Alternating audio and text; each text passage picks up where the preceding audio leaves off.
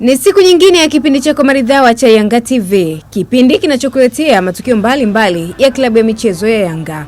Kubwa wiki hii ni ushindi wa Yanga wa mabao mawili dhidi ya Mtibwa Sugar katika mechi ya ligi kuu ya NBC uliochezwa katikati ya juma hili kwenye uwanja wa Manungu, Morogoro. Bila kusahau maendeleo ya timu za vijana za Yanga, na mwishoni tutaangalia uzinduzi wa nyimbo ya Yanga Tamu kutoka kwa msanii Mario. Baada ya kuifunga Biashara United Mara kwenye uwanja wa Benjamin Mkapa na kupata ushindi wa mabao 2-1 na kutinga hatua ya robo fainali ya kombe la shirikisho la Azam Sports, juma hili Yanga imecheza dhidi ya Mtibwa Sugar mechi ya ligi kuu ya NBC. Katika mchezo huu uliochezwa kwenye uwanja wa Manungu mkoani Morogoro, bao la kwanza la Yanga limefungwa na Saido Ntibazonkiza na kuamsha shangwe la mashabiki wa timu ya wananchi kabla ya mapumziko.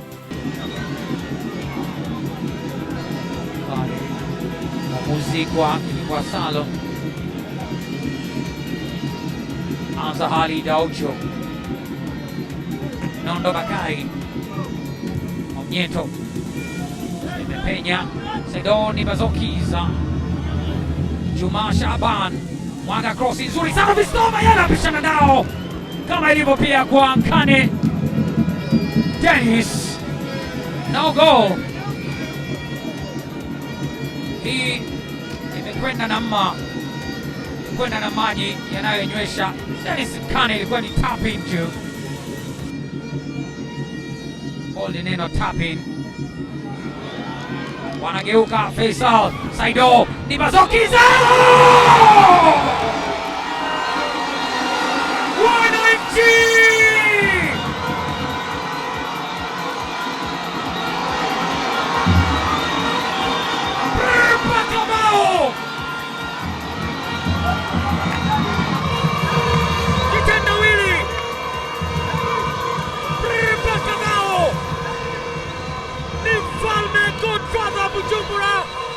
Saido Ntibazonkiza ametwanga na foto, hawaamini ambacho anakiona. Mtibwa Sugar wamekaza mguu, wameuma meno kwa dakika zote 45. Tano nyongeza zimeamua vinginevyo. Kisema namna baba amecheza Faisal Salum, akamwangalia Godfather amekaa vipi. Jeremia Kisubi far post ndiko ambako alichagua kwenda. Nilifanya neli ndio, lakini nawafanya hivi na watenda zeze. Young Africans moja. Kukiwa bado na shangwe la bao hilo la kwanza, Fiston Kayala Mayele, mzee wa kutetema, akawainua tena mashabiki wa Yanga vitini akifunga bao la pili kwa ustadi mkubwa. Sita ya mchezo Bana ingia kwa kasi nzuri Saido Ntibazonkiza Mayele Fisto!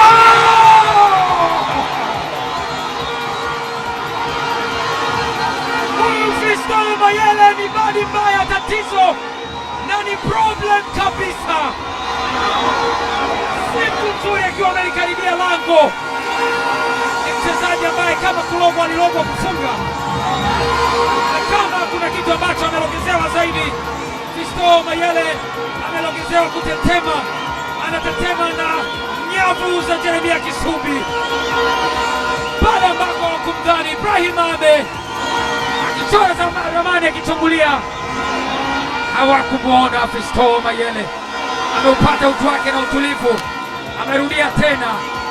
Amkeni, Fisto Mayele amefunga tena bao la 7 la msimu, na anasogea kwenye rada za kina Brilliant Lusajo, clinical finish. Lakini kwa mara nyingine tena ni kama goli linafungwa na Saido Ntibazonkiza. Yeye ndiye ambaye amefanya kazi kubwa ya kulitengeneza bao lile. Godfather wa Bujumbura, alikuwa playmaker wa viwango. Bao rahisi.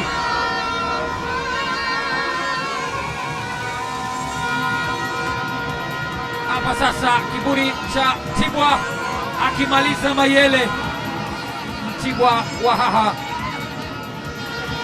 sikia rekodi ya George Mpole kwa simu. Mtibwa Sugar walipambana vilivyo kutaka kusawazisha, lakini jitihada za mabeki wa Yanga zilizuia hatari zote zilizoelekezwa langoni mwao. Mpaka mwamuzi anamaliza mchezo huo, Yanga ikatoka kifua mbele kwa ushindi wa mabao 2-0. Baada ya mchezo dhidi ya Mtibwa Sugar, mashabiki wa Yanga mkoani Lindi walikuwa na haya ya kusema. Mimi kikosi changu ninakiona kiko vizuri tofauti na nilivyokuwa ninafikiri. Yaani kiko vizuri tofauti na hao wenzetu upande wa pili. Lakini huwa ninasema ukweli. Hao wenzetu upande wa pili mpira wanajitahidi, lakini bado hawajatufikia sisi. Sisi hapa. Lakini kile kitendo cha sisi kuonekana kwamba tumetolewa katika mashindano ya klabu bingwa, tayari wanatuona sisi kwamba sio kitu. Lakini sisi tunasema hivi, pamoja na kikosi chetu, wachezaji tulio nao wako vizuri tofauti na wachezaji walio nao wao. Nimefurahishwa na performance ya kikosi changu, na kwa mwaka huu naamini kabisa msimu huu hakuna ushindani mkubwa katika ligi hii. Sisi tunachukua ubingwa. Tunachukua ubingwa. Ninapata kiburi cha kusema kwa sababu ya wachezaji wangu wako vizuri, wanacheza kwa kujiamini, wanapambana, juhudi zao tunaziona. Kwa hiyo sina wasiwasi na timu yangu.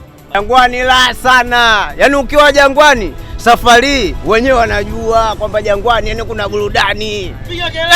Wewe mambo yote Simba. Unakuta Juma huko, Shabani Juma huko. Tena hatari kabisa David Bryson katikati mwa Mnyeto na mwenzie Nixon Jobu, Bangala Aucho, Fesali, Saidoti Bazonkinza. Ubavu mmoja ndio sizungumzii. Pona mwanangu Yakuba, tulebata jamani. Ushindi huu umeifanya Yanga kufikisha pointi 39 kileleni kabisa mwa ligi baada ya kucheza mechi 15, ikitoa sare mara 3, ikipata ushindi mara 12 na kujiimarisha kileleni mwa ligi, huku timu inayofuatia ikiwa na pointi 31. Katika mchezo ujao wa ligi kuu ya NBC ambayo itakuwa ni mzunguko wa pili, Yanga Sports Club timu ya wananchi itacheza dhidi ya Kagera Sugar kwenye uwanja wa Benjamin Mkapa mwishoni kabisa mwa juma hili. Kwenye mchezo wa kwanza wa ligi kuu ya NBC msimu huu, Yanga ilifunga Kagera bao 1-0 kwenye uwanja wa Kaitaba mjini Bukoba mkoani Kagera. Baada ya kumalizika kwa mzunguko wa kwanza wa ligi kuu ya NBC kuelekea mzunguko wa pili, msemaji wa Yanga Haji Sunday Manara amesema kampuni ya GSM inayouza chapa za Yanga imetoa punguzo la bei za jezi jumla ya shilingi 22,000 na shilingi 30,000 kwa wanunuaji wa rejareja. Tunakwenda kwenye mzunguko wa pili wa ligi kuu, na kwa sababu huu ni mwaka wa ubingwa kwetu, na kwa sababu tunaamini mshabiki ana nafasi kubwa katika mafanikio ya klabu hii, tunataka sasa kila mechi ya Yanga jezi zetu zitamalaki. So far, kwa statistics, Yanga imeuza jezi mara 5 ya idadi ya jezi zilizouzwa na vilabu vyote vya ligi kuu kwa msimu huu. Yaani namba ya jezi tulizouza Yanga ni mara 5 ya idadi ya jezi za club zote za msimu huu. Sasa tumewapa heshima washabiki wetu kwa yote hayo niliyosema, ili kuongeza namba ya washabiki wanaovaa jezi viwanjani. Tumetoa punguzo maalum la jezi kwa rejareja na kwa jumla. Rejareja sasa ni shilingi 30,000 hizo. Jumla sasa ni shilingi 22,000 na jumla zinauzwa kwenye duka ya Sunderland pale Kariakoo. Kwa hiyo wale wauzaji wanaouza jezi waende pale Sunderland, nauziwa bei ya jumla 22,000, lakini rejareja ni 30,000. Tunataka kuongeza hamasa kwenye viwanja vya mpira. Tunataka watu wa focus na hamasa, tunataka watu wa focus na furaha, ndio maana tunawaletea punguzo hili. Wakati huo Manara ametambulisha nyimbo ya msanii Mario iitwayo Yanga Tamu, ambapo Mario mwenyewe ameelezea jinsi alivyokubali kubadili nyimbo yake kutoka Bia Tamu hadi kuwa Yanga Tamu, kwani na yeye ameamua kuhamia timu hiyo ya Yanga. Leo tunazindua nyimbo mpya kwa ajili ya furaha tu hii ya washabiki, wafurahie tu. Hatutaki kuzindua nyimbo kwa ajili ya magomvi, tunahamasisha furaha. Wanayanga wanatakiwa wahemkwe, Wanayanga wanatakiwa waburudike, wacheze. Tunamleta kwetu Mario, mwanamuziki mkubwa kabisa Afrika Mashariki.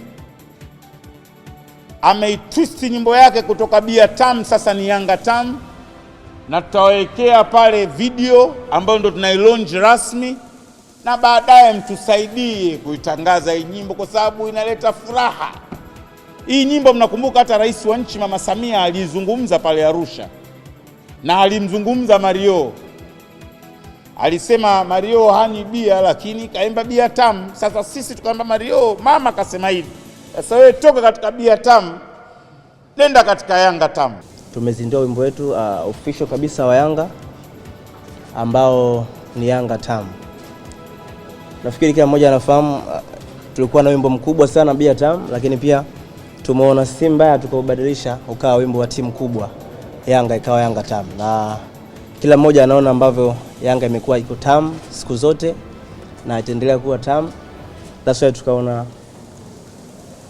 iwe hivyo. So sasa hivi nimekuwa rasmi niko Yanga kwa sababu zamani nilikuwa nashabikia timu nyingine. Sasa hivi niko Mwananchi kwa sababu hata mimi sipendi stress. Napenda nishabikie kwenye sehemu ambayo naamini kabisa ninachotarajia kitatokea. So naamini kwamba Yanga wanaenda kuwa mabingwa misimu yote, na natamani kuwa na enjoy. Mimi napenda soka, kwa hiyo sitaki pressure, sitaki magonjwa ya moyo na nini. That's why nimeamua kuishabikia Yanga. So wimbo tayari umeshatoka, upo kwenye platform zote za Yanga na platform zangu pia mimi kama Mario. So watu wakaenjoy, mashabiki wote wa Yanga wakaenjoy. Unajua zamani kabla hatujaimba huu wimbo nishakutaga comment nyingi sana. Yanga kila ikishinda nilikuwa naona ile Yanga Tam, Yanga Tam, Yanga Tam. So hata ilivyokuja wazo la kubadilisha wimbo kuwa kwenda kwenye Yanga Tam, nikaona ni wazo zuri, na mnaona vile ambavyo wimbo umenata. Yani unaweza kukuta tabia Tam mwenyewe imefunikwa. Yes. Yeah, so hii ni kwa niaba ya mashabiki wote wa wananchi, mashabiki wote wa Yanga waende wakaenjoy kila ambavyo Yanga itakuwa inashinda, basi huu ndio utakuwa wimbo wa kuendeleza hizo sherehe. So mimi nimefurahi sana kuwepo hapa na nashukuru sana. Kikosi cha timu ya vijana cha Yanga wenye umri wa chini ya miaka 17 kimeendelea na mazoezi yake kwenye uwanja wa shule ya sheria Dar es Salaam. Kocha wa timu hiyo Mwanamtwa Kihwelo ameelezea maandalizi na dhamira yao msimu huu kwenye ligi yao ambayo inaenda kuanza, lengo lao likiwa ni kuchukua ubingwa, kwa maana wamejipanga vizuri baada ya kufanya mazoezi kwa muda mrefu.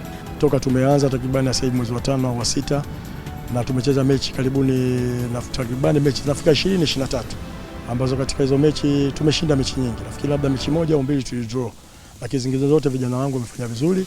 Tunashukuru vile vile kwa support kubwa tunaipata kwa mkuu wetu Zahera, mimi na kocha mwenzangu Bakari Malima katika under 17. Kwa kweli tunashukuru Mungu, vijana wangu wanashika maelekezo na wanafanya vizuri. Vitu vingi ambavyo Mwenyezi Zahera ambavyo anatupa, ambao na sisi tunawapa vijana wetu wanavishika. Kwa hiyo unaona hata kwenye mechi jinsi yanayofundishwa yote wanafanyia kazi kwenye mechi. Na ndio maana tunacheza friendly mechi nyingi kabla mashindano. Nafikiri kija mashindano tutakuwa vizuri kwa sababu wachezaji washazoeana ni muda mrefu na wanashika vitu rahisi sana. Ni kweli hao ni under 17. Dhamira yetu si kuchukua ubingwa. Dhamira yetu ni kuchukua ubingwa. Kwa sababu tumejipanga vizuri na tumefanya mazoezi muda mrefu. Sasa kutakuwa kuna kisingizio. Kwa sababu vijana kwa muda mrefu una mwezi wa 5 au wa 6.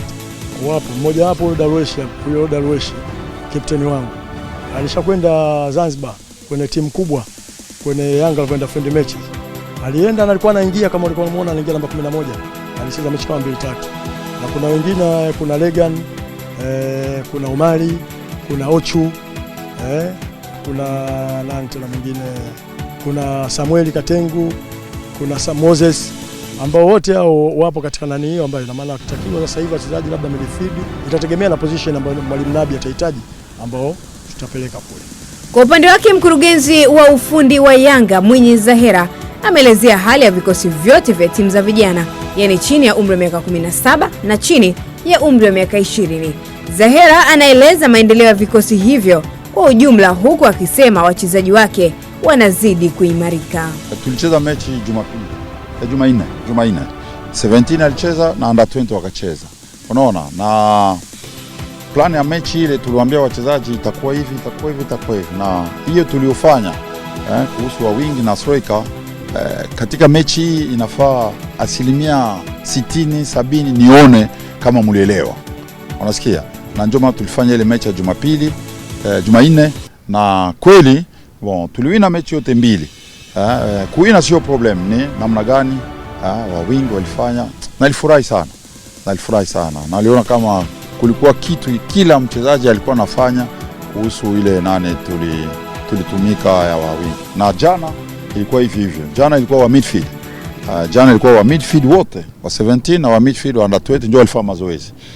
Wengine walipumzika, na tutaendelea kufanya ile specific kila mara, kila wiki itaendelea hivi. Kuko aina mbili ya wachezaji. Kweli kuna wachezaji wengine wangali na ile shida ya kusahabu haraka. Unasikia? Kusahabu haraka. Dispositif ni namna gani wanapaswa kupanga wakati mpira unatoka nje, wanatafuta kutupa mpira na mgono. Mnaita mkiswahili ile. Mpira unatoka huko nje, timu ile. Kuna wachezaji wengine wangali na reaction. Utaona automatic. Ni moja kwa moja alishakumbuka. Hapa timu tunacheza nao inapata, tunapaswa kuwa hivi. Unasikia? Na kuna wachezaji wengine paka kocha alalamike nje. Unasikia? Dogo naona kama anasahabu haraka. Unasikia? Wakati tunacheza mechi ya kirafiki, tunapata kona. Unasikia? Na wakati wachezaji wote wanajua kona kushoto, kulia, nani ataenda wapi, nani atafanya hivi. Wanajua kila kitu. Kuna wengine kona inatoka angali na shimama, kona inatafuta kupigwa. Anasahabu kama yeye alichaguliwa anapaswa kuwa fasi fulani. Vitu kidogo hii, kuna wengine wangali na ile shida ya kusahabu haraka. Na ile tunaona. Wakati tunaona mazoezi itaufata, wakati tunafanya briefing ya mechi iliyopita, inakuwa rahisi kwa mchezaji kujua hapa kuna kitu kenye sifanye vizuri na kuendelea. Ya muhimu ni kweli ukiangalia 65% au 70 ya wachezaji kuhusu vitu wanafundisha tokea mwezi wa 9, wengi kabisa wanakuwa na ile acheze tena mpira kwa kusema anacheza gisi napenda. Anacheza na plan, anacheza na principe, na ile ndio kitu muhimu sana. Na baadaye nadhani Mungu akasaidia, tutaomba wachezaji wende Avik kule Kingamboni, muda kama timu kubwa haina mechi kipindi fulani, kusudi wa kocha wale vile waone ile timu mbili, gisi wachezaji wanaendelea na wachezaji gani tunaweza kuomba muda wa kuingia hata benchi kwa timu kubwa, aingie hata dakika 10-15, watu waone kabisa, waone ile produit ni ile produit ni ile kijana wa Yanga wa miaka 17-18 kitu anaweza kufanya katika timu kubwa. Naam, hii ndio Yanga, timu ya wananchi. Mwekezaji ni mwananchi mwenyewe. Msimu huu iwe isiwe, Yanga ndio timu bingwa.